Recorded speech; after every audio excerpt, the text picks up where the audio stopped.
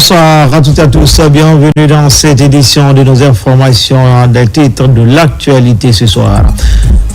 Coopération avec la validation du tout nouveau rapport de collecte de données sur le cadre de ressources à moyen terme, un outil innovant appelé à révolutionner la coordination de l'aide au développement dans le pays.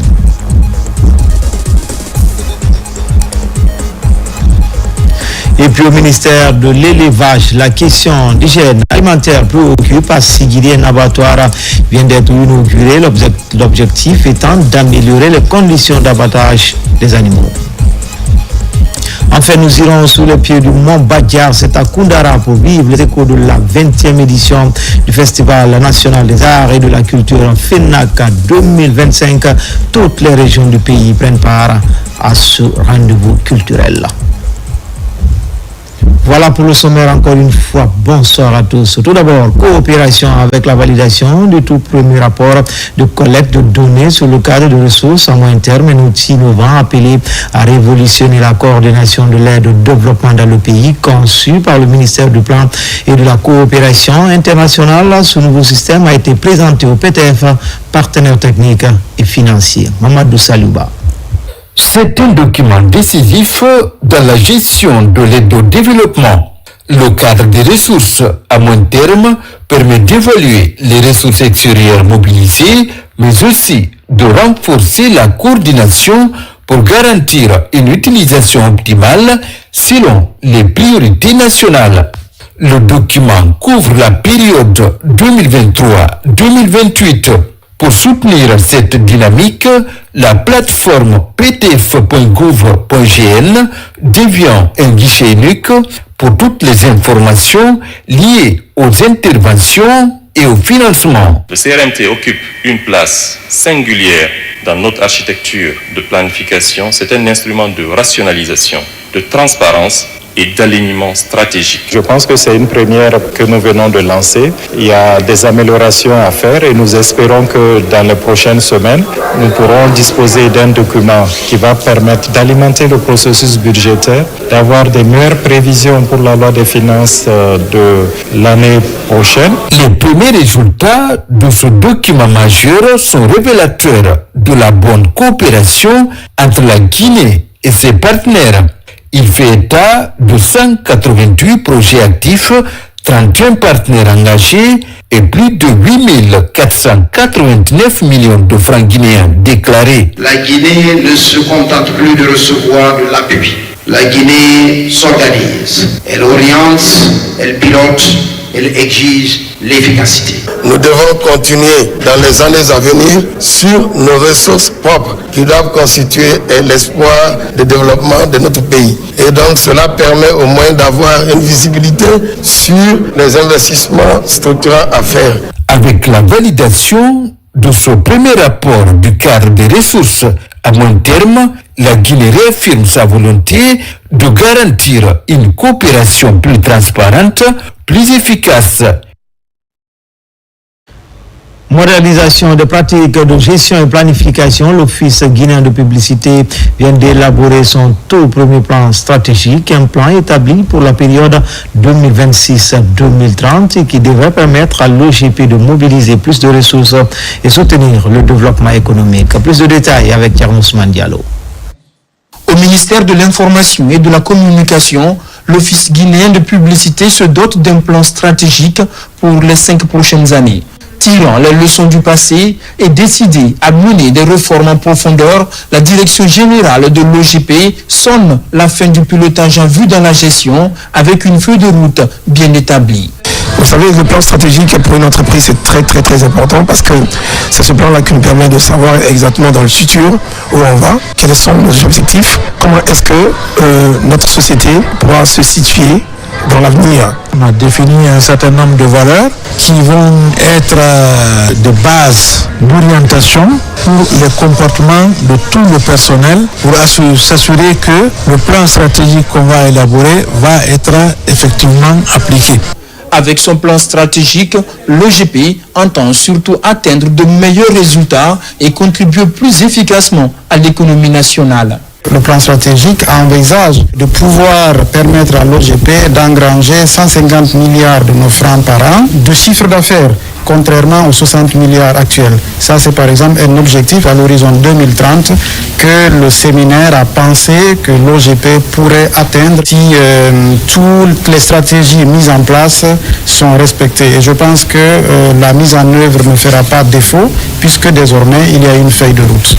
Avant son plan stratégique, l'OGP a élaboré un manuel de procédure et mené avec succès son plan de redressement. Des réussites qui galvanisent les travailleurs dans la mise en œuvre du plan stratégique élaboré. Lutte contre la désinformation en cette période électorale, la question est au centre des débats avec les responsables du digital. La cellule de veille met en garde les médias contre cette pratique. Des mesures allant jusqu'à la poursuite judiciaire sont annoncées. Abaka Junior Kamara. La cellule numérique de veille contre la désinformation en période électorale intensifie sa communication sur le décryptage des actes de désinformation en cette période sensible des élections présidentielles. L'exemple est pris sur la ville aurifère de Sigiri où les jeunes étaient dans les rues pour dénoncer les dérives liées à l'exploitation minière. Notre objectif, c'est la lutte contre la désinformation en période électorale. Notre devoir aussi est celui de présenter aux Guinéens des bonnes informations. Des spéculations avec des faux comptes sur les réseaux sociaux jusqu'aux poursuites judiciaires, en passant par l'irresponsable utilisation de l'intelligence artificielle, tout a été passé au peigne fin afin de mettre chaque utilisateur devant ses responsabilités. La lutte contre la désinformation, elle est en train de pousser aussi ses frontières. Mais il demeure toujours des possibilités pour des personnes mal intentionnées de créer des comptes obscurs sur lesquels des échanges d'informations sont effectués. Je dirais à ce niveau que des dispositions techniques sont prises tant au niveau national qu'au niveau international auprès des Meta et des GAFAM qui collaborent étroitement avec les États en vue de déceler justement ces informations souterraines qui circulent et qui pourraient compromettre la paix et la stabilité dans notre pays si aucune mesure n'est prise. Ce point de presse, piloté par Skynet Cyber Academy, est animé dans un nodal de monitoring hautement équipé avec les appareils de dernière génération permettant de traquer tous les délinquants qui dérivent les contre-vérités afin de fragiliser le tissu social.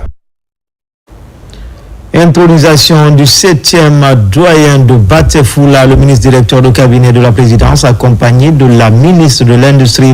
Honneur de leur présence à la cérémonie, le nouveau doyen Nanyuma Karifa Sidibé s'engage à préserver l'unité et la solidarité qui font la fierté du Batefula. Oumar Mari.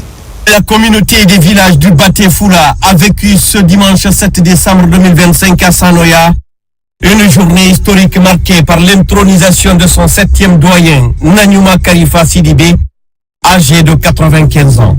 Cette cérémonie, à la fois solennelle et profondément symbolique, a été honorée par la présence du ministre directeur de cabinet de la présidence, M. Diba Diakité, et de Madame la ministre de l'Industrie, des petites et moyennes entreprises, Dr Diaka Sidibé, tous deux dignes fils de cette communauté rassemblée à travers 40 localités. Les populations de Batefulasso, fortement attachées aux valeurs culturelles traditionnelles, ont décidé, comme consacré par l'héritage de nos ancêtres, d'introniser leur doyen d'âge qui assume désormais le rôle de guide, d'arbitre, de conseiller et de garant de l'unité. Car un adage malinké dit, une eau sans couvercle est chaude. Avant tout, il convient de rendre hommage profond et respectueux à ceux qui ont, chacun à leur époque, porté la lumière, conseillé nos jeunes et uni nos communautés. Nous honorons la mémoire de ceux. Il convient d'exprimer la fierté qui anime toute la communauté aujourd'hui, car le doyen n'est pas seulement intronisé, il est porté par son peuple, soutenu par ses pairs, respecté par ses enfants et écouté par ses petits-enfants. Par ailleurs, cette intronisation intervient au point nommé où les fils de Baté ont opéré une prise de conscience collective en créant une structure formelle dénommée Union des Batefilasso. Nous saurions terminer cette allocution sans adresser les remerciements les plus sincères des sages et des populations de Baté à son Excellence Mamadi Doumbouya, président de la République, chef de l'État, pour la marque de confiance qu'il a placée à notre communauté. Figure respectée, incarnation vivante des valeurs ancestrales, le nouveau doyen Nanyuma Kalifa Sidibé succède donc à Feu El Hadj Fana Sangaré, l'un des 6 chefs qui, au fil des années, ont guidé la communauté avec sagesse, engagement et sens du sacrifice. La cérémonie a également été l'occasion de rendre hommage à ces valeureux doyens disparus, dont l'héritage inspire encore aujourd'hui le vivre ensemble du Baté Foula. Au nom du ministre Djiba Diakité, à l'occasion de cet événement d'une portée historique et symbolique, l'intronisation du doyen de la communauté du Baté Foula. Cette cérémonie revêt une dimension particulière car elle marque la continuité d'une tradition ancestrale, héritière d'un patrimoine riche, transmis de génération en génération. Elle nous rappelle que dans nos villages et villes, la sagesse n'est pas seulement une qualité individuelle, mais un bien collectif au service de l'harmonie, de la justice et de la cohésion sociale. Aujourd'hui, en intronisant notre doyen, nous reconnaissons en lui un guide, un gardien de nos valeurs, un symbole d'unité et de dignité. Son expérience, son intégrité et son engagement envers le bien-être de notre communauté sont les fondations sur lesquelles nous plaçons notre confiance. Chers invités, notre monde change et face aux défis sociaux, économiques, environnementaux et culturels, les communautés rurales ont besoin de rester unies, solidaires et visionnaires. Nous avons besoin de leadership, mais surtout de leadership moral, incarné par des hommes et des femmes capables d'écouter, de rassembler et de protéger, comme notre bâtisseur, le président Mamadi Doumbouya. C'est pourquoi aujourd'hui, nous demandons au Tout-Puissant de bénir notre doyen, de renforcer sa santé, sa sagesse et sa longévité. Nous lui demandons également de guider ses pas afin qu'il continue à être un pilier de paix, de fraternité et de développement pour tous les villages du Baté Foula. Dans une atmosphère empreinte de respect, de ferveur populaire et de spiritualité, le passage symbolique de l'autorité marqué par l'intronisation du nouveau doyen a illustré la continuité des liens sociaux, culturels et spirituels au sein de la communauté du Baté Foula. Des prières ont été formulées pour la paix, la prospérité et la sagesse du nouveau doyen. En prenant la parole, Nanyuma Kalifa Sidibé a exprimé son engagement à préserver l'unité, à renforcer la solidarité et à défendre les valeurs de dignité et de courage qui font la fierté du Baté Foula. Alhamdulillahi Arabil Alamin. Urite mola silaya. Kolote mola silaya. Alaba la mema. Jamadi benanga. Namu. Wili silaya. Namu. Kabakuruma. Namu. Kasibila. Mba. Jamana mbatoa nanke. Namu. Tantan mbambani suledo. Amnamu. Okeni mwako ledo. Fefe. Musomi nani telenya kumukasiya. Namu. Obe muso cheti ledi. Namu. Alaba ya Canada. Amina lao ya Rabbi. Alache bunasi alaba sodaralu. Amina lao ya Rabbi. Barakela nani barakela. Namu. Modi barakela kono bedi ya karo. Namu. Maka barakela kajira ka tina ni barakela. Namu. Alaba barakela sarada. Amina lao ya Rabbi. Mama Zanka Barakela Dubla. Namu. Na ne do kene mari mu ko. Namu. Barakela sitambo mala. Namu. Ibra barani makedi sara. Mba. Ibra barani kedi sara. Namu. Kuri sara tekileni. Namu. Jiba anijaka. Namu. Wala dinabra ifo. Namu. Wala anna responsabilité kana to ko Mamadi Doumbouya ala basiri dama. Amin Allah ya Rabbi. Ala kana faduya. Amin Allah ya Rabbi. Ala kana dusala. Amin Allah. Bani keranya me de jusoro. Namu. Me jusoro ko sala ala kana dinde sala. Amin Allah. Ano ko me kunani. Namu. Nando man. Mba. Mena kana no ko ke. Namu. Ka mone bo Mamadi Doumbouya na koro.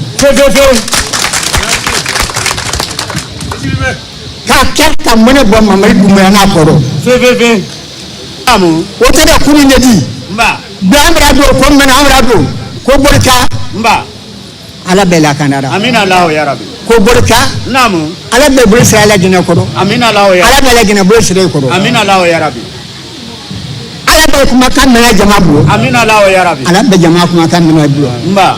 Jama nan fenena ne ala jama sara. Amin Allah ya Rabbi. Albra do alhamdulillah tay ko sara bala na ko wa ala bana alhamdulillah. Ala bo ka ni. Amin Allah ya Rabbi. Ka balo sone albanya ala bo ka da. Amin Allah. Ka balo sone albanya ala bo ka da. Amin Allah. Ka jamana suma ka suma baka ala taala da ala bo ka da. Amin Allah ya Rabbi. Ni celari horoma. Barakat horoma. Nanum fali horoma. Sallallahu alaihi wasallam. Désormais, le nouveau doyen sera chargé d'assumer plusieurs responsabilités essentielles, médiateur des conflits, garant des traditions, pilier de la cohésion sociale, guide moral et spirituel de l'ensemble des villages du Batéfoula. Après l'intronisation, les ressortissants ont célébré l'événement dans la joie à travers des danses traditionnelles et des manifestations culturelles propres à leurs identités. La communauté du Batéfoula a profité de cette grande mobilisation pour exhorter ses fils et filles à rester unis et à accompagner la vision du chef de l'État, son Excellence Mamadi Doumbouya, pour un avenir de paix, de cohésion et de développement. Dans le reste de l'actualité, au ministère de l'Industrie et des petites et moyennes entreprises, l'heure est à la vulgarisation des données de petites et moyennes entreprises et la loi sur le contenu local. La campagne lancée va s'étendre sur toutes les régions du pays, portée sur une approche multisectorielle. Elle cible les administrateurs, le secteur privé et la société civile. Abdul Karim Kamara. Chez les PME, plus question d'aller en rang dispersé. Désormais, elles sont orientées dans une base de données logée à la Direction nationale des PME, un outil dont la conception a été financée par la BAD à travers le projet d'appui technique à l'emploi des jeunes. Ici, la vulgarisation de cette base de données est lancée, mais couplée à celle de la loi portant contenu local. C'est une base dynamique qui permet à cette direction-là et à ses cibles d'interagir pour pouvoir mieux structurer ce volet d'entrepreneuriat en faveur de notre pays en fait. Plus de 148 000 entreprises formelles et informelles sont enregistrées dans cette base de données des PME. Sa vulgarisation simultanée avec la loi portant contenu local auprès des acteurs publics privés va permettre une meilleure intégration des entreprises locales. J'ai appris beaucoup de choses, c'est une bonne chose. Si on respecte tout ce qu'on a dit ici, ça va nous aider beaucoup. Du côté de la Chambre de commerce, c'est des initiatives que nous soutenons, que nous accompagnons, n'est-ce pas, pour une large compréhension de tous les secteurs privés guinéens. Initiée par le ministère de l'Industrie, cette vulgarisation devrait contribuer à l'opérationnalisation du projet d'appui au développement industriel et à la résilience des PME. Chaque acteur doit pouvoir connaître le contenu de la loi portant contenu local et aussi, en tant que PME, pouvoir s'enregistrer au sein de la base de données afin de bénéficier des opportunités que l'écosystème des PME offre à ces PME. Pour la mise en œuvre de cette activité de vulgarisation, il a été constitué une équipe pluridisciplinaire coordonnée par la Direction nationale des PME avec l'appui technique de l'unité de coordination et d'exécution des projets. Il existe désormais une convention d'échange d'expérience en chirurgie orthopédique entre le centre hospitalo-universitaire d'Onka de Conakry et celui de Charles Nicolle de Tunis. Ces deux centres s'engagent dans le renforcement des capacités des spécialistes en chirurgie orthopédique et traumatologique. Robert Siditono, Mohamed Yansani. Ces échanges d'expériences tenus à Conakry entre spécialistes à la faveur du 3e congrès de la SOGICOT, Société guinéenne de la chirurgie orthopédique et traumatologie autour des complications de la prothèse totale de la hanche, ont connu une avancée. D'abord, par la signature d'une convention entre CHI Donka de Conakry et CHI Charles Nicolle de Tunis à travers le professeur Léopold Lama et le professeur Ben Salah dans le cadre du traitement et de la prise en charge des patients. Je suis à la fois fier et content d'avoir signé cette convention. À la fin, on aboutit à un papier officiel qui va faciliter l'échange des connaissances, que ce soit sur le plan scientifique, théorique que pratique, entre les deux services et entre les deux pays. Ensuite, sur le plan des échanges scientifiques, des formations des étudiants et de la participation, les organisateurs de la rencontre se sont félicités des résultats auxquels le congrès de la SOGICOT a abouti. Ces conférences sont axées sur les pathologies de la hanche, les pathologies du genou, les fracas au niveau du bassin qui parfois entraînent la mort. Maintenant, nous avons échangé nos idées pour harmoniser nos connaissances par rapport à la prise en charge des malades qui sont des polytraumatisés. Mention spéciale a été faite par le Congrès pour saluer l'implication effective des autorités guinéennes dans l'atteinte des objectifs de la rencontre. Les défis actuels, c'est de dire d'abord merci au gouvernement à qui nous sommes en train d'adresser un plaidoyer pour que tous les hôpitaux de la Guinée soient équipés et qu'on soit capable de faire les prothèses totales de la hanche à Conakry, à Kankan, à Zédékouré, à l'intérieur du pays. Le prochain congrès de la SOGICOT aura lieu en 2027 à Conakry. L'Agence nationale de sécurité sanitaire vient de tenir sa toute première conférence scientifique. Le programme de formation en épidémiologie sur le terrain, experts et acteurs du système de surveillance sanitaire renforce leur capacité opérationnelle dans la lutte contre les épidémies en Guinée. Marie-Angélique Bangoura. Au cœur de ces 2 jours de rencontres, des séries de présentations se sont succédées, mettant en lumière les travaux menés par les épidémiologistes de terrain. Une formation est d'ailleurs offerte en amont grâce au programme de formation en épidémiologie de terrain. Nous le faisons dans un cadre sous-régional avec le programme de formation en épidémiologie de terrain avancé à Ouagadougou ou à Lomé avec le WAFEL-TIPI. Donc ça consiste à former ceux qui sont déjà dans le système pour permettre d'améliorer leurs compétences pratiques. C'est ce qui fait que le programme, c'est seulement 25% du temps qui est consacré aux cours théoriques et 75% ce sont des travaux de terrain. Dans un contexte où les menaces sanitaires restent récurrentes, cette première conférence scientifique marque une étape importante pour la Guinée. Elle rappelle que la formation continue et le renforcement de compétences des épidémiologistes constituent un levier primordial pour garantir une riposte efficace. Pour la prochaine fois, ce serait très intéressant que la LFC tienne compte, même pour la nouvelle cause des institutions hors public, ce serait intéressant pour le renforcement des capacités du système de santé. La problématique de la santé publique ne peut être abordée en vase clos. Au contraire, elle nécessite une approche intégrée qui tient compte de la santé humaine. Créée en juillet 2016, l'Agence nationale de sécurité sanitaire, sous le leadership du Dr Sakoba Keïta, a été en première ligne dans la lutte contre les épidémies. Sa prise de parole, riche de retours d'expérience, a permis de revenir sur les différentes phases de riposte, notamment lors de la 2e épidémie d'Ebola. Une success story saluée pour sa coordination et la rapidité de la réponse. Riposte contre le cancer du sein, un problème de santé publique. Les élèves sont conscientisés sur les défis. L'activité couplée au dépistage gratuit. Diana Yansani. Le club des amis du collège 28 septembre se sont mobilisés pour une action citoyenne d'envergure. Ils ont organisé une journée de sensibilisation dédiée au cancer du sein, une maladie dont la détection précoce peut sauver des vies. Plusieurs communications ont porté sur l'importance du dépistage régulier, les signes d'alerte à ne pas ignorer, ainsi que les gestes de prévention.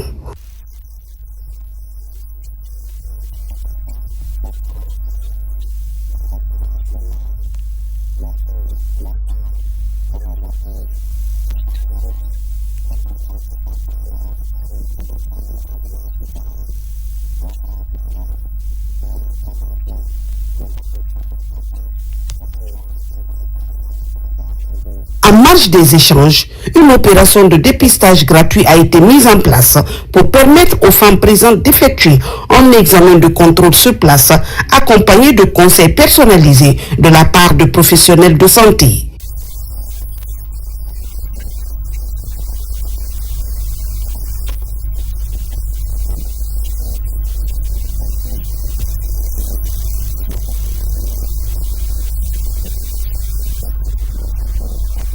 À travers cette initiative, le club des amis du collège 28 septembre entend de contribuer à la lutte contre le cancer du sein et encourager la population à adopter une attitude proactive face à leur santé. Une action saluée par les participants qui souhaitent voir ce type d'événement se multiplier dans la communauté. La sexualité en milieu scolaire, la problématique en débat qu'il y a des élèves venus des différentes concessions scolaires de la commune urbaine sont sensibilisés face à certains travers sociaux avec la présence massive des ados sur les réseaux sociaux. La santé sexuelle dans les écoles se pose en termes de défis. C'est une conférence débat entre professionnels de la santé sexuelle et élèves venus de différentes écoles de Kindia. Les images et autres vidéos qui circulent sur les réseaux sociaux ont une grande influence sur les adolescents, d'où le choix du thème lié à la gestion de l'âge de la puberté. Aujourd'hui, il y a même certains élèves qui prennent la photo de leur intimité, envoyer ça aux inconnus sur les réseaux sociaux. Il y a d'autres hommes même qui prennent la photo de leur intimité, envoyer ça. Donc comment leur faire préparer mentalement pour leur dire attention, ce que vous faites là, ce n'est pas autorisé, il faut arrêter, concentrez-vous sur l'essentiel, préservez votre âge de puberté parce que c'est à cette période, vous pouvez être concentré et à faire beaucoup de choses. Des messages sont ainsi véhiculés sur les différentes conduites à tenir pour éviter toute déperdition scolaire liée à la sexualité. L'idée est de renforcer la lutte contre les travers sociaux dans les écoles. La sexualité, c'est un sujet assez tabou qui n'est pas enseigné dans les familles et surtout dans la société. Donc, il nous a permis déjà de connaître ici certains thèmes et certaines approches. À faire comprendre la gestion de la puberté dans les milieux scolaires et diminuer un peu le comportement vulgaire sur les réseaux sociaux qu'on a vu tout récemment, surtout à Kindia, qu'on n'a pas aimé.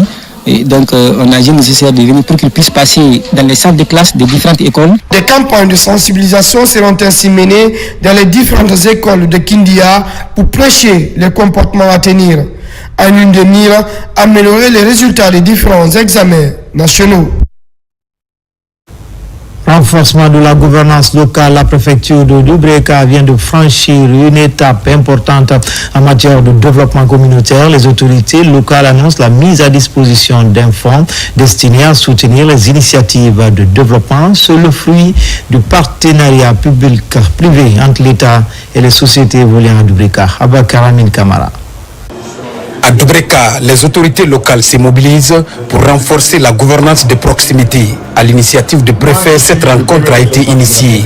Elle a réuni les présidents des délégations spéciales et les sous-préfets de la préfecture. Au cœur des échanges, l'annonce de la mise à disposition d'un fonds de plus de 4 milliards de francs guinéens pour soutenir les projets de développement communautaire.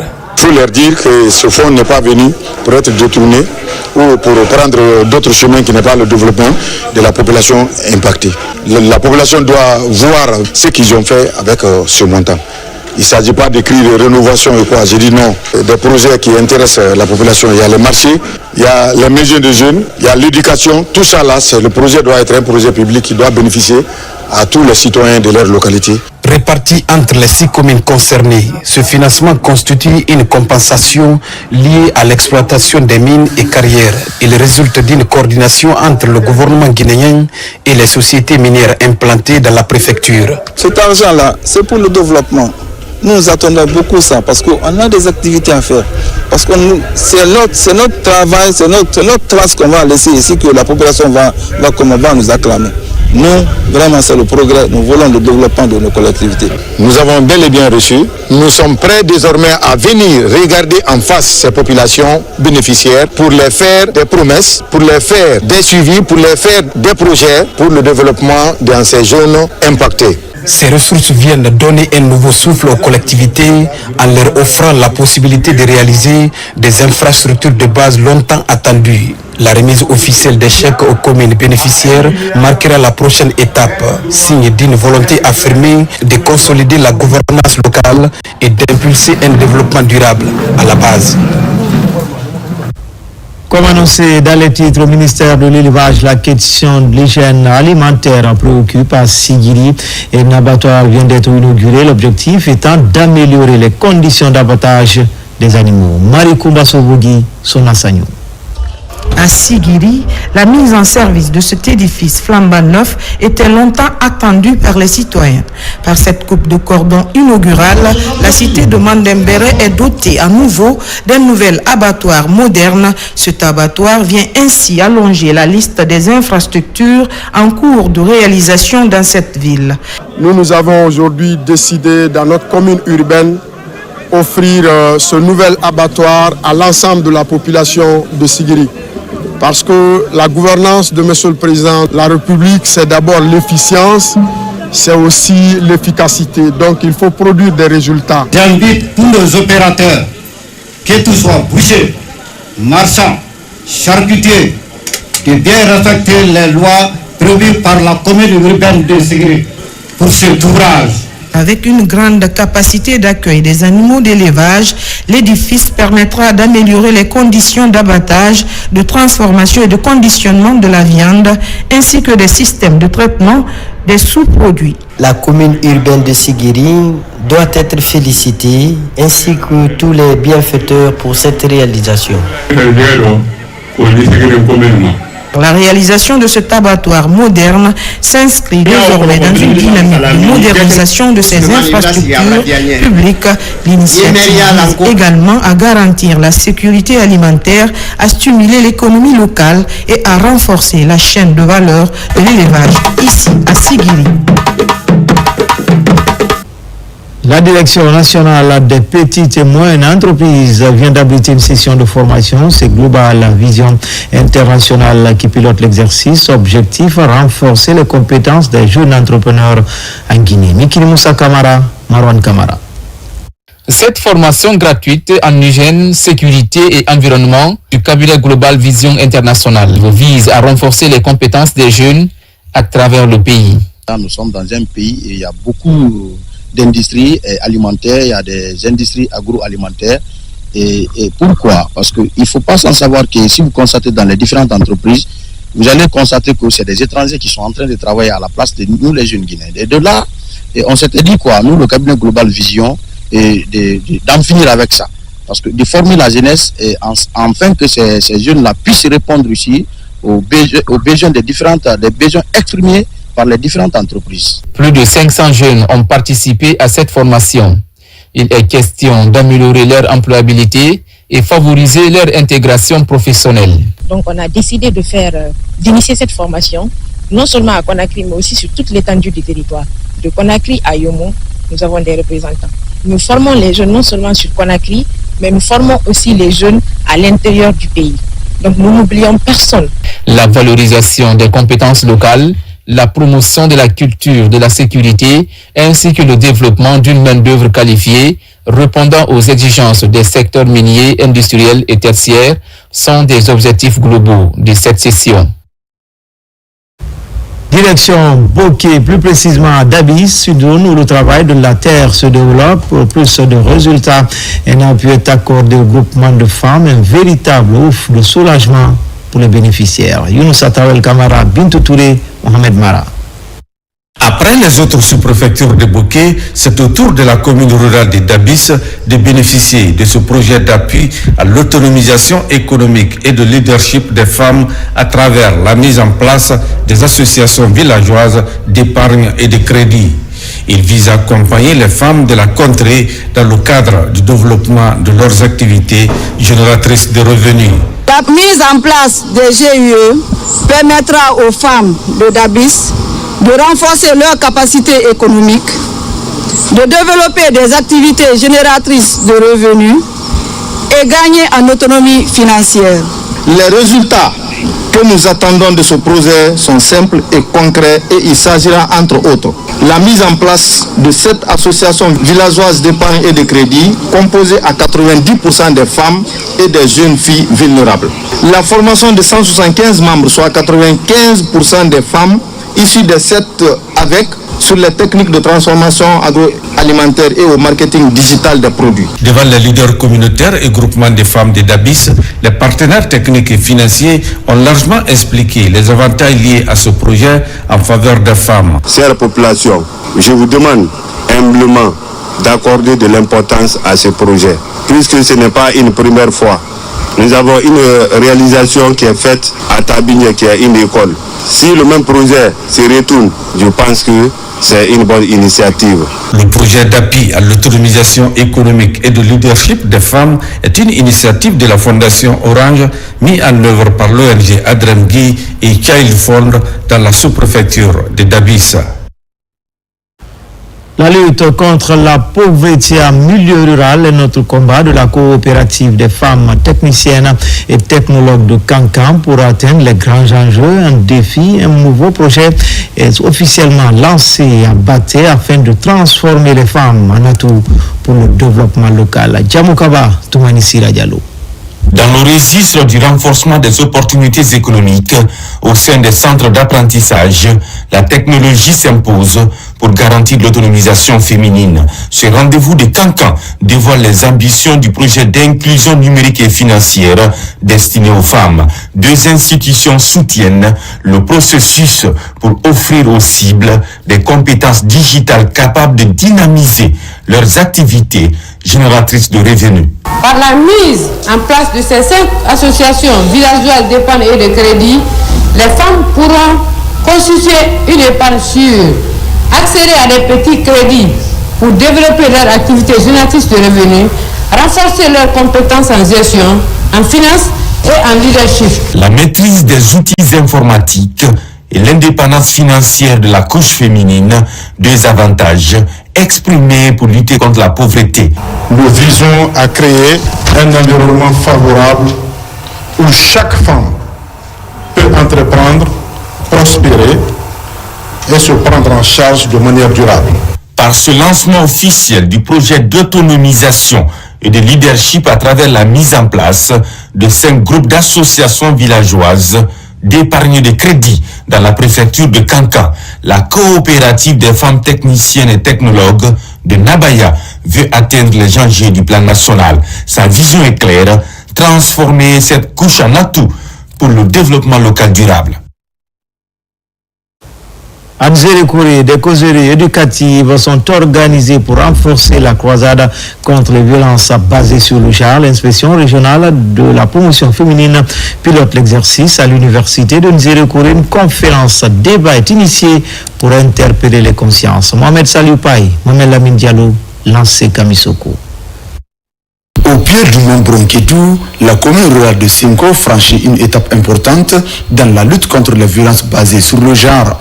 Des déclarations publiques d'abandon des mutilations génitales féminines sont faites au terme de plusieurs mois d'information, de sensibilisation et d'installation des structures de veille dans les communautés. Déclaration solennelle suivant un consensus communautaire partagé. L'abandon définitif de la pratique de l'excision et du mariage d'enfants dans nos communautés villageoises. Nous nous engageons à mettre en œuvre dans nos différentes communautés. Aujourd'hui, je suis très contente, je suis comblée de joie, puisqu'il faut savoir d'abord que l'excision est sous forme de violence basé sur mon genre. Si les initiateurs de cet espace d'échange appellent à la pérennisation des acquis, les autorités administratives, elles, s'en réjouissent et promettent un suivi constant des engagements pris. Pour la pérennisation des acquis du projet, je demande humblement aux autorités à tous les niveaux et les communautés de continuer à soutenir quotidiennement les actions des structures de protection afin d'amener les autres villages à déclarer l'abandon de l'excision et mariage d'enfants dans la commune rurale de Senko. L'autorité préfectorale, par le biais du département de la promotion féminine de l'enfance et des personnes vulnérables, ne ménageront aucun effort pour le respect des différents engagements pris dans le cadre de la promotion et de la protection des droits de l'enfant et de la jeune fille. Ces engagements communautaires sont le fruit de la synergie d'action entre l'ONG Cerveau-d'El, l'UNFPA et les démembrements du ministère de la promotion féminine, de l'enfance et des personnes vulnérables. Toujours en région, célébration à différé de la Journée internationale de sensibilisation sur l'albinisme à Farana, la mobilisation citoyenne a connu la présence de plusieurs personnalités. Pour marquer l'événement, des crèmes et autres présents ont été distribués à cette couche vulnérable. Ibrahima Oulem Foufana, Silati Kourouma. Faisons valoir nos droits, protéger notre peau, préserver nos vies.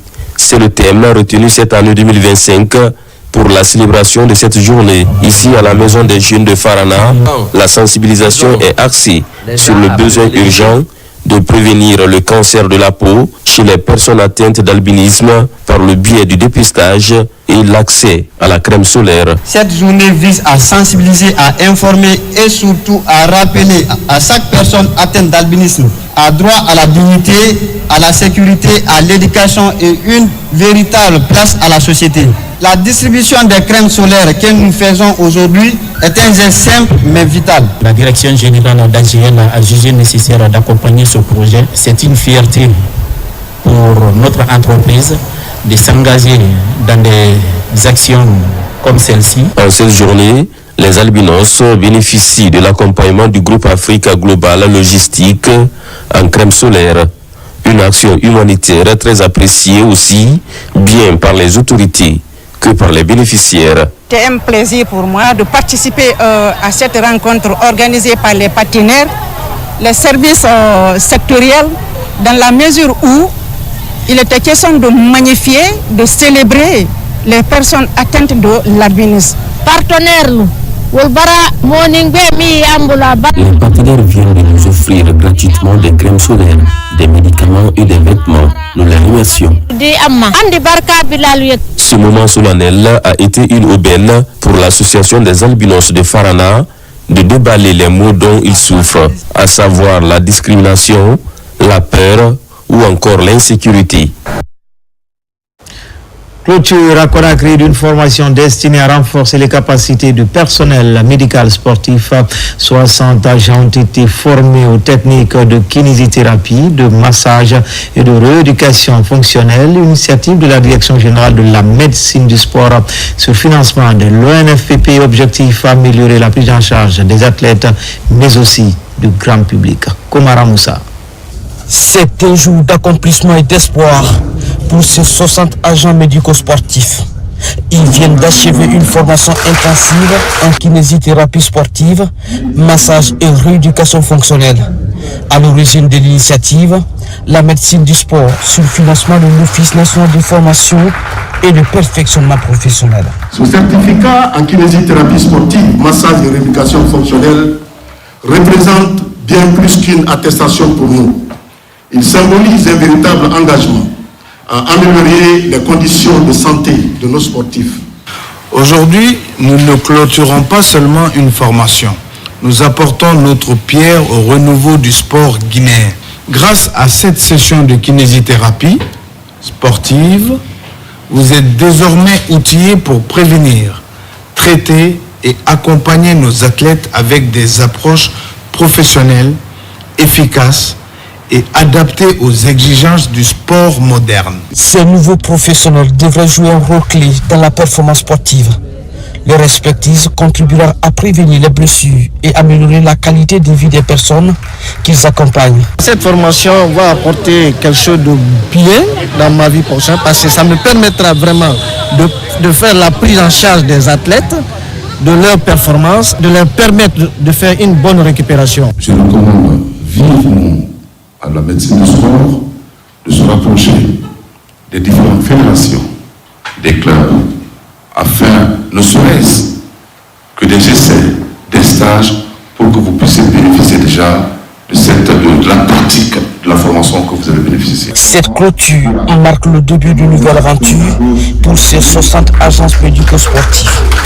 Leur utilisation rationnelle et judicieuse reste le principal défi.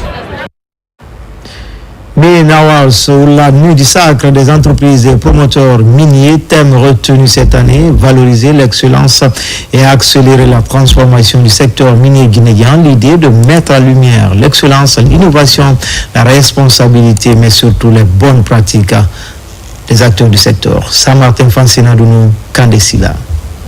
Les mines Navars, la plus grande messe de distinction du secteur minier en Guinée. L'événement est à sa 4e édition. Une diversité d'acteurs du secteur extractif national mobilisés pour célébrer l'excellence, l'innovation et la responsabilité sociétale. Les mines Navars Guinée ne sont pas seulement une cérémonie de distinction.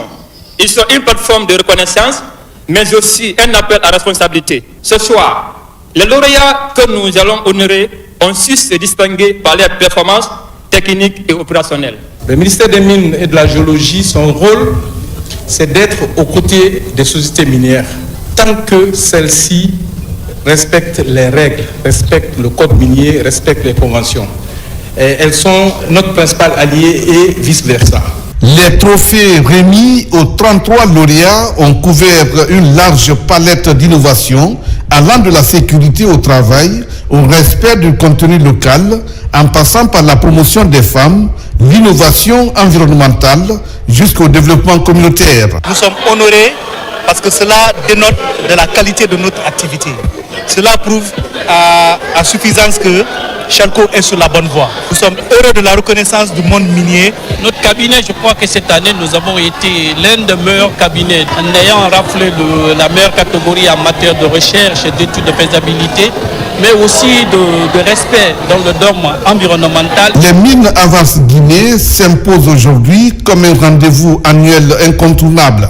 Objectif, reconnaître les performances opérationnelles, encourager la bonne gouvernance des ressources, promouvoir les standards internationaux dans les mines guinéennes et valoriser l'impact socio-économique du secteur. Culture, destination au pied du Mont Badiar, c'est à Koundara pour les échos de la 20e édition du Festival national des arts et de la culture FENAC 2025. Toutes les régions du pays prennent part à ce rendez-vous culturel. L'ambiance est bonne enfant, comme on va le voir avec nos envoyés spéciaux Bausman, Mamadou Djoumaba. Durant ces 3 jours, le 5, le 6 et le 7 décembre, c'est tout le Badiar qui va vibrer au rythme de la 20e édition du Festival national des arts et de la culture FENAC 2025, la toute première édition délocalisée hors de la capitale Conakry. Les festivités démarrent par un carnaval géant dans les grandes artères de la ville de Koundara. Une véritable célébration de la richesse et la diversité du patrimoine culturel guinéen. C'est toutes les 8 régions administratives du pays qui prennent part à cette fête. Après le carnaval, place à la cérémonie de lancement officiel. Koundara a eu l'occasion de réunir toute la Guinée, de conjuguer le même verbe, de sortir ensemble et rentrer ensemble. L'année prochaine, vous serez convoités parce que Koundara a eu cet événement pour zéro. D'autres vont construire leur préfecture pour abriter ce événement. Vous serez convoités, monsieur le ministre. La cérémonie est marquée par la présence de certains membres du gouvernement et des invités de marque venus des républiques sœurs du Sénégal et de la Gambie. La promotion, la valorisation des identités culturelles propres à chacune de nos communautés reparties sur l'ensemble du territoire national est gage d'unité nationale de paix et c'est un véritable rempart contre toutes les manipulations qui sont des terreaux fertiles à la division au repli identitaire.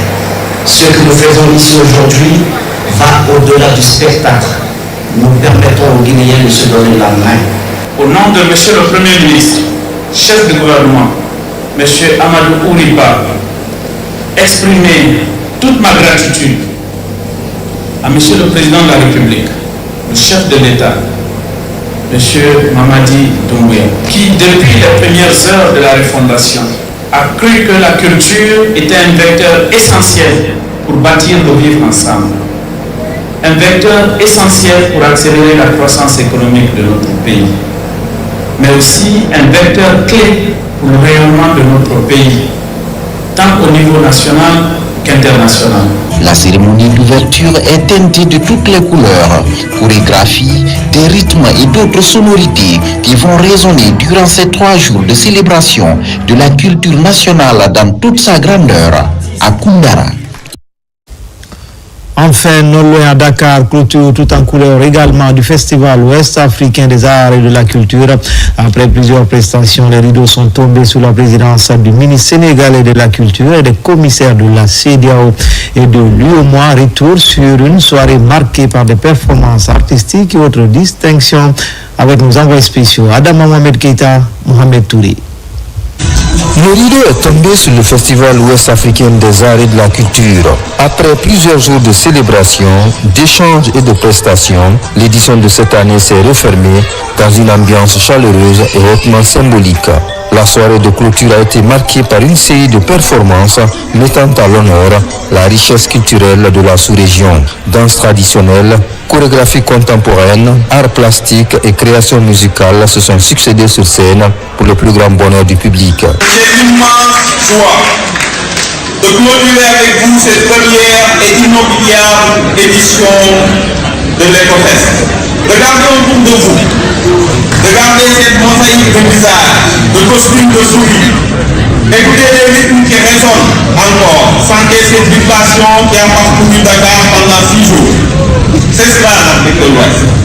Une Afrique qui pense, qui crée, qui dialogue.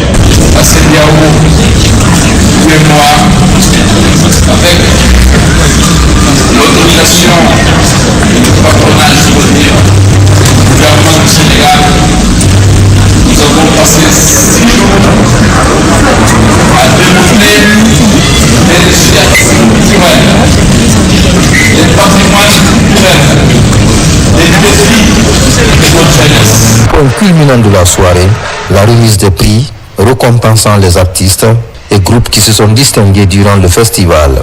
Une récompense saluée par les participants pour qui cet événement demeure une plateforme essentielle de visibilité et de partage. Rendez-vous est déjà pris pour la prochaine édition avec l'espoir d'un festival encore plus riche, toujours au service de l'unité culturelle et de la créativité ouest-africaine. Et c'est ainsi que se termine ce journal. Grand été le plaisir pour moi de vous servir. L'actualité se poursuit sur le www.rtgguinée.info. À bientôt pour d'autres actualités sur la Guinée, notre paradis, terre de richesse et d'innovation. Inch'Allah.